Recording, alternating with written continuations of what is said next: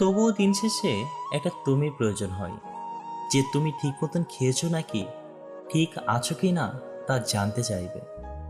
তুমি কান্না লুকিয়ে ভারী গলায় ফোনটা ধরতেই ওই পাশের মানুষটা বুঝে নেবে তোমার হাসির পেছনে লুকানো দুঃখটাকে সে অনুভব করবে। জিজ্ঞাসা করবে, ঠিক আছে তো, গলা অমন ভার মনে হচ্ছে কেন? শতমন ভাঙা বিচ্ছে সখানে গল্প থাকার পরেও না একটা তুমি নামক কারোর প্রয়োজন হয় জীবনে, যে তোমার ভাঙা মন জোড়া না লাগাতে পারো, অন্তত ভাঙা মনের ক্ষতগুলোর ব্যথার উপশম হবে। যে তোমায় হাসতে শিখাবে, নতুন করে বাঁচতে শিখাবে।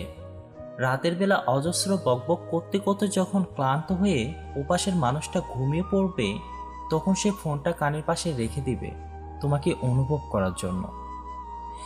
একদম একা হয়ে আদৌ বাঁচা সহজ কাজ নয়। মানুষ তার একাকিত্বের বশে একটা নির্দিষ্ট সময়ে এবং সঠিক মানুষের আগমনের পূর্বে বহু আবেগে আবদ্ধ হবে।